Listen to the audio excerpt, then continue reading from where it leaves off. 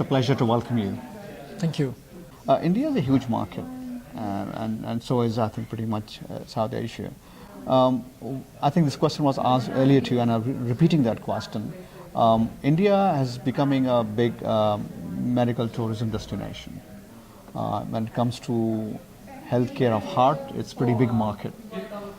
This fear still exists with a lot of people that the moment you go to big specialty hospitals for your heart treatment, the easiest option out is put a stent in there. I'm not saying it's not needed, it's probably needed when it is needed, but the perception is sometimes, or most of the time, is reality. And the reality is that people feel when it's not needed, more than half the time, they do it for pure economic reasons. I want you to look at both ways. A, is there a way to reduce that? And two, if there is a possible reduction, then would pricing really help it? First, I think one should be concerned about overutilization. I think that's a legitimate concern, and if nothing is done, then sort of abuse of the process can lead to that. But there is only one answer, and that answer actually can be done if policymakers and other agencies can work on it. And that is to create a payment system, an incentive system, which is based on outcomes of patients. So for that, you need to be able to quantify what outcomes are. That means what is the state of health of a patient at a certain point of time. And then incentivize people to be paid based on reaching a certain outcome. If you do that, then whether you like it or not, putting a stent in to the process is more expensive than not putting one in. And if you reach the same outcome by not putting a stent in, that's what people will be incentivized to do. And so I think the only way around this is to roll up your sleeves, work on a very granular and focused approach towards objective outcome measurement, objective outcome definition, and a payment system that drives accountability for that. If you do that, then automatically the right decisions will be made.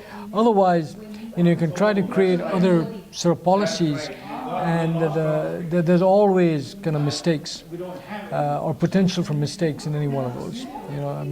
You may well end up doing the wrong thing by trying to do that. I think price is a secondary matter. I think price is meaningless unless you can tie it to an outcome. Because if you don't tie it to an outcome, then don't do anything. That's the cheapest. So you have to define outcomes. And today, outcome is defined way too generically and too subjectively. And I think that results in problems.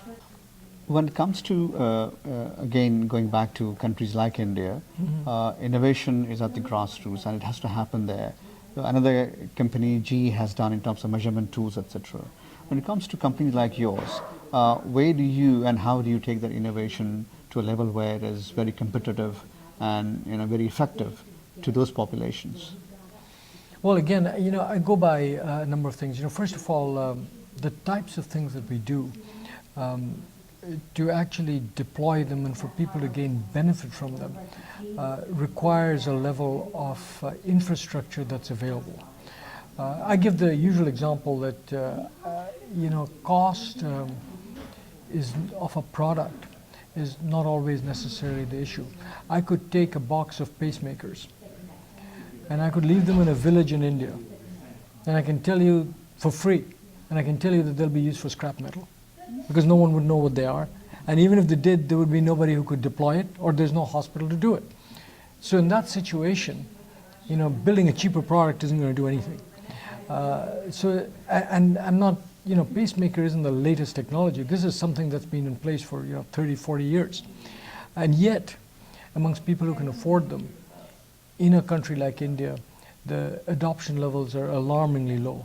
I mean, it's just really so low that it's unthinkable. It's like something like 10 to 20% of people who can afford these. And so clearly that problem has to be resolved first. And the point here is that once you resolve that problem, then in India, the economies of scale will by itself drive the cost down. So I think disruption in many ways is more important to drive simplicity of usage so that more people can use it and deploy it rather than simply cost. So simplicity of usage so that the deployment is more widespread, which will drive more adoption, and the population thereby who needs it will result in economies of scale, which will automatically drive cost not only of the product, but of the whole infrastructure. So that's where the disruption is needed, in my view. For companies like you, where you have huge presence in the US and in Europe, cost of innovation is very critical. But beyond that, how do you see the markets evolve, in terms of adoption of, like you said earlier, in terms of your devices, etc. Because I was talking earlier to other people who are in the pharma industry, and again, cost of innovation is a big barrier for entry. In your case, obviously, you have a huge presence. How do you overcome those barriers? Well, the cost of innovation for us, goes without saying. That is one of the most, that's the primary area where our investment resides. Because, unlike pharma, device technologies are more engineered products. Our ability to effect an outcome actually is more deterministic than in pharma. The number of products that or prototypes and so on that we have to build something successful is far less than what it is in pharma. So, for us, that also means the barriers to entry for others, at least from the technology perspective, are lower. And so it's very important for us to continue to invest in that area, not only organically but also inorganically, because we believe that there's such a wide scope of innovation that we're not the only ones who'll have all the answers. So we have significant investment internally, but we also look externally for the appropriate sort of early stage companies who we would then sort of acquire in some way and then develop those technologies and bring them to market. So for us, cost of innovation is something that that's the cost. That's where we spend our money. So that takes the highest priority. And then it becomes an onus for us to pick the right products and then make sure that these sort of therapies are deployed. And so the second place where we're trying to invest is how do you deploy, how do you train physicians, how do you create an infrastructure so that the therapies that you've established are actually benefiting people. And if you can get that chain working right, there's enough value in the system to fund a lot of things. As a leader of a big company, I see different challenges, and I want to pick out a couple for you. One is looking at market opportunities, to having the right and trained workforce to take this company forward. And third is being answerable to the financial markets. They don't always have to go hand in hand, but somehow you have to play the symphony and make it work together. So how do you see this challenge playing out? Well, listen, I think in many ways they're all tied. If you have a company who's focused on a holistic mission that has real value that's created. In our company, our mission is to alleviate pain, restore health, and extend life for people. No one's going to argue with that. No one's going to argue that that's bad. And no one's going to argue that if you do that, value is created.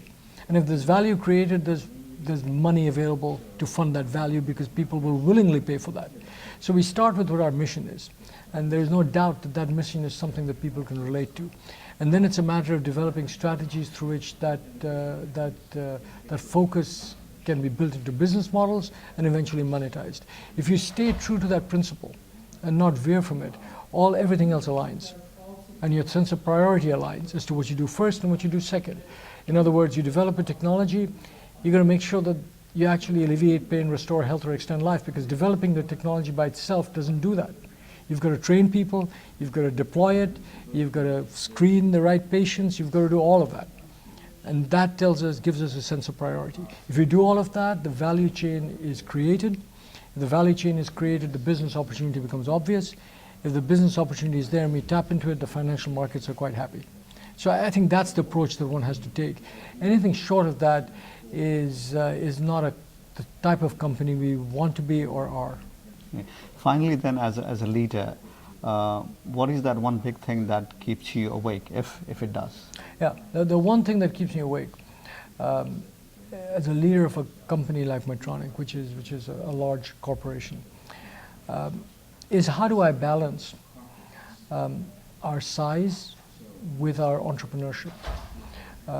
in a field like healthcare, which is full of innovation by definition, because the need for healthcare is something that is limitless, something that will never mature, and therefore we're in a high growth industry full of potential innovation.